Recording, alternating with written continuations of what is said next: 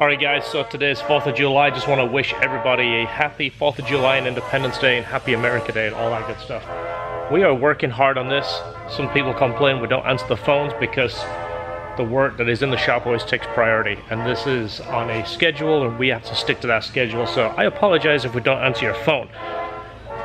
We don't always do big jobs. There is a lot of little jobs that get fit in around it. You might have seen this on a previous video. This intake manifold was cracked pretty badly.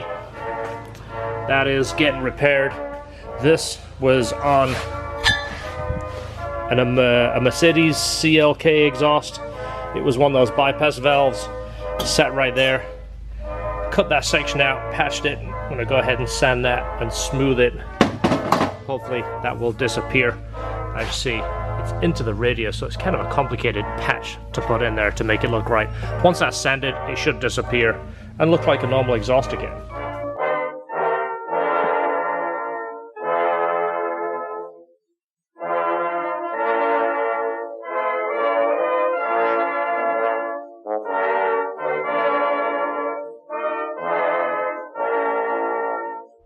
So this is the valve that came off that Mercedes exhaust. This is like the little turn down.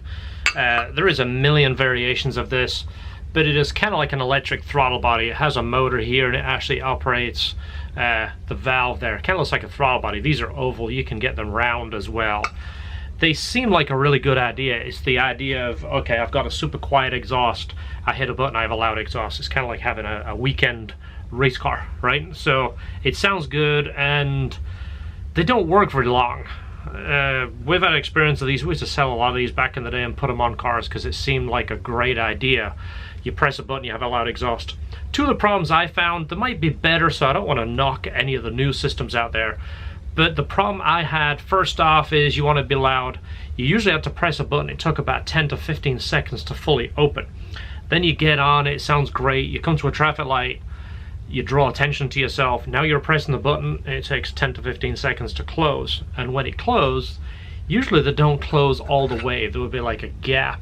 Now these are pretty tight, but they're usually leaking. You can kind of see how the black ring around there. We used to see them leak and it sounds just like an exhaust leak. And then depending on the car, it would sometimes make the cars run pretty bad too if they were really sensitive to exhaust leak and airflow. So we've never had good luck with these, so I'm thankful that he said, you know what, take the valve off, make it a normal exhaust, and I can enjoy the car again.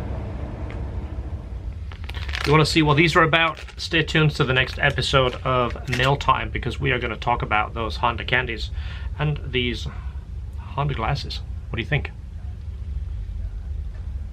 Alright, first job this morning.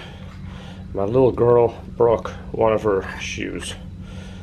So a little bit of glue-in is required, so got some of this guy right here. Go ahead and glue that back on there and she will be back.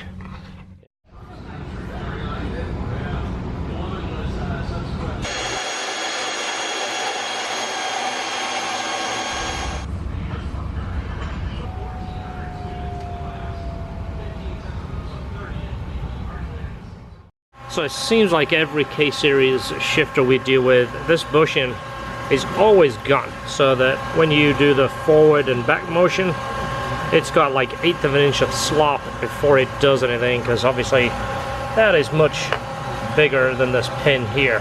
And all the bushings break.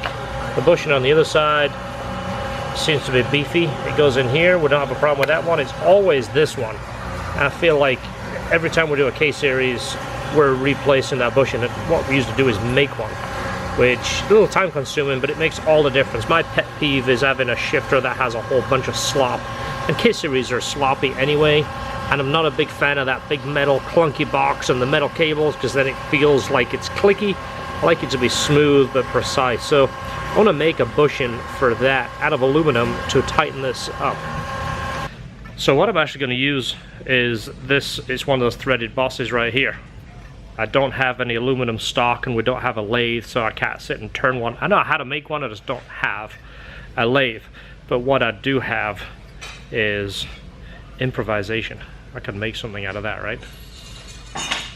So what I've done is I've cut that down where I've just cut the base off it. I've drilled this hole that's the exact size of that pin, and then dropped it down to 1/4 on this side, so I can put a nut and bolt through here and put it on my drill and put it on my belt sander and just sand it down slowly to get it to the right size so it fits in there nice and snug.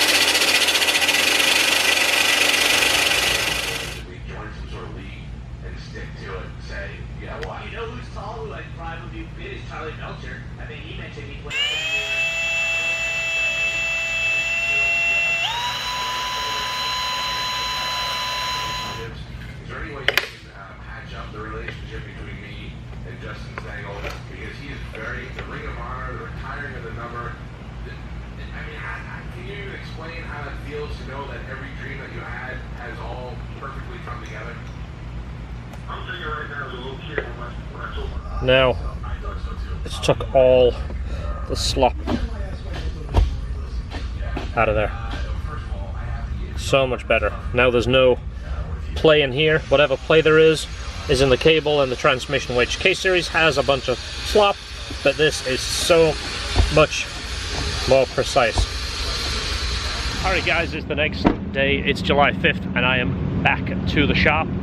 Beautiful day, and again I want to wish everybody a happy 4th of July for yesterday, because I didn't upload this until now. So hopefully you had a good day and you were safe.